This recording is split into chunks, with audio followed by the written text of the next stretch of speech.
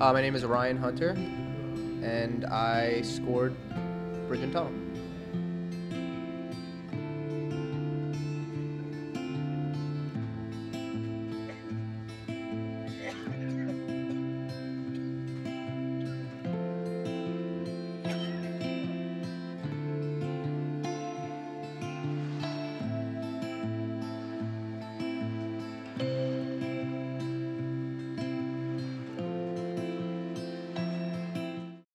So I know you joined the film in its very early stages, and Jason actually just said that he wouldn't have even been confident to do this had you not been on board. So can you explain how you first got involved and what drew you into the project? Wow, that's pretty crazy. Jason was initially working on a series of shorts, and he showed me some of those, and then decided that he was going to adapt the idea into being a full feature. And he stopped by my apartment, gave me a script, said, read it, let me know what you think of it. I don't think at this point we even had any conversation about scoring. I think he was just passing me a script to be like, hey, I wrote this, let me know what you think. And I read it, and I would say I remember reading it and being like, okay, cool. And then about 75% of the way through the story, I really got like engulfed with it or engulfed in it, and it was just really, there's this turning point in the storyline where it just gets heavy, and I could relate to it and hit him up, and I was like, yeah, man, I think it's on its way. I really enjoyed it. And then from there, at some point, he asked me to score it, and I said, of course. What aspects of the film really struck you that you felt you could relate to? I grew up on Long Island, so all the stuff that he's mocking in the film, I understand all of that, and the whole concept of feeling stuck on Long Island is definitely something I've sympathized with and felt at points. It tends to be, or it often feels like there's some type of like gravitational pull on this island where people try to leave and come back, or end up back there. So I could understand that. It takes a lot to leave. Jason left, and then he ended up back here. So so I understood that. So is that gravitational pull part of the reason that made you want to be in like a full-time touring band for a while and get to check out the rest of the country? Absolutely. I was like, all I wanted to do in high school was get the hell away from Long Island. I always enjoyed being from here because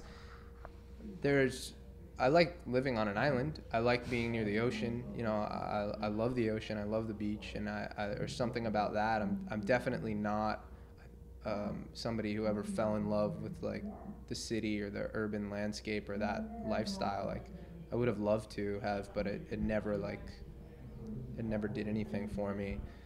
I like living on an island, but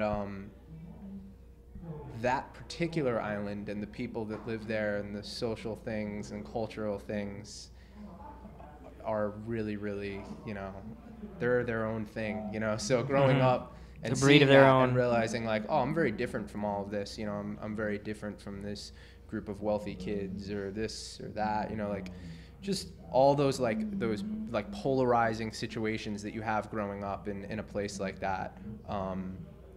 I'm glad I have them, and I'm glad that they help me figure out who I am. But they're definitely special and exclusive to Long Island. So going back to the musical component of the film, initially you didn't even know you were doing a score, but you were into it and you liked it. So once you figured out that you were going to be doing the score, had you ever, like, obviously you've been writing music for years, but have you ever done a score to a film, and how did you approach it? I've never scored a full film. I've done musical projects and scored other things that weren't my own. I've definitely provided music for pieces and projects that were not mine. So I knew that whole element. I liked the idea and enjoyed the idea of making something that wasn't me at the center of it. It was to complement somebody else's art, So I liked that. Started by watching the film a lot. Picking out some scenes that I wanted to make music to. I also decided that upon making music to those scenes that the music might not even end up there, which a few times it didn't. You know, like I made a piece of music and I was like, this scene was the inspiration for this, and Jason would be like, I think this is amazing, but I want to put it here, and I would be like, that's cool, you know. Okay. So that was like my initial approach to scoring it. Yeah, you kind of just keep watching, or the way I did it is I was just watching stuff on loop and just experimenting, you know, and just feeling it out. That's really it's as simple as that, you know. I actually I knew before going into it that it needed to have an organic and imperfect approach to it, and that's why I called Brian Byrne to help me produce it and to engineer it, because his studio is set up for that. He just has a lot of cool old toys and half-broken instruments to work with, which is kind of what this called for. So, Tell me a little bit more about how unique that studio was, and why was Brian your go-to guy as soon as you heard? I mean, aside from the studio itself, you know, physically, Sure. What is it about him? What is his musical background? Well, at the time, musically, you know, we played in a band together for years, and you know, for a long period of time, we were totally on the same page as far as what we were into and what we dug, and then we went different ways as far as what we were vibing on at a particular moment, you know, after the band ended. I started to get into more experimental, electronically based stuff, and then hip hop, and then a lot of stuff that's built off of that's done with controllers and computers and stuff of that nature. All the stuff that this film did not call for right off the bat, in my opinion, you know. But I still dig all the organic stuff as well. And Brian, while I was getting into all of that and kind of schooling myself on all of that, Brian was heavy into like just eBaying weird instruments and toys and stuff and circuit bending stuff and just finding the weirdest stuff he possibly could, you know, and also getting really into recording, you know, and different methods of it. So, you know, when I first watched the film, I knew right away that I had to get out of my studio and where I was working and the whole headspace that I was in and go more to where he was at the time. And it just worked out perfectly because he got that, you know. He had this one instrument that apparently was, I believe when it came out, it was marketed towards like, I swear to you, I'm pretty sure he said it was marketed, I could be wrong, but it was marketed towards like older men and women at home who like maybe used to play an instrument and still wanted to like write songs or play, but it's straight up this this electronic instrument that you like press buttons on and it's a chord, and then there's this little metal piece running down the side of it that you run your fingers on, and it kind of arpeggiates through a chord, like runs through a chord, and it's an electronic thing, and it was kind of marketed as a toy, but it's really weird, and he eBayed it, and we use that on a ton of stuff, especially after like recording it. I would go in and edit it and mess with it a whole bunch and kind of evolve it from there. So I don't know, all sorts of weird toys. Cool. So moving forward now, where would you say that you find yourself in your musical career? I mean, you went from playing in a rock band all across the country to sweaty, packed out shows, and now you're sitting in studio scoring films, playing with old lady toy instruments. Yeah. Are you going to be all over the place? Like what do you see in your near future? I think I'm always going to be all over the place.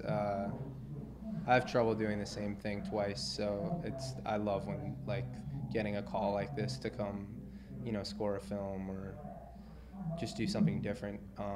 I'd love to do more film scoring, but I think I'll always be a little bit all over the place, which is good. Yeah, I'm mainly focusing on my own record right now.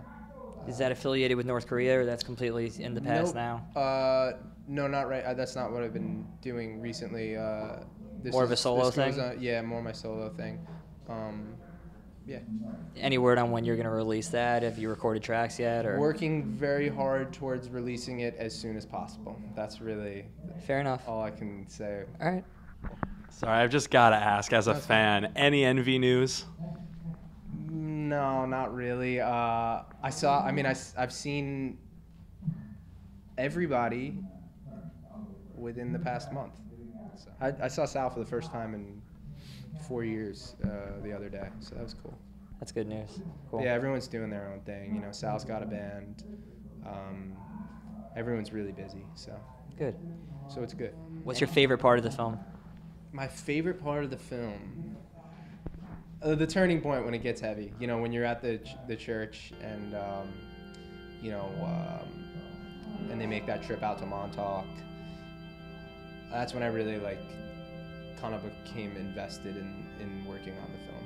Yeah, that was like the fun part for me, was scoring those scenes. That was the easy part for me, was like getting into an emotional space to score those scenes. Everything before then was much more difficult because you're kind of trying to find music that doesn't have emotion but really just conveys that time is passing and that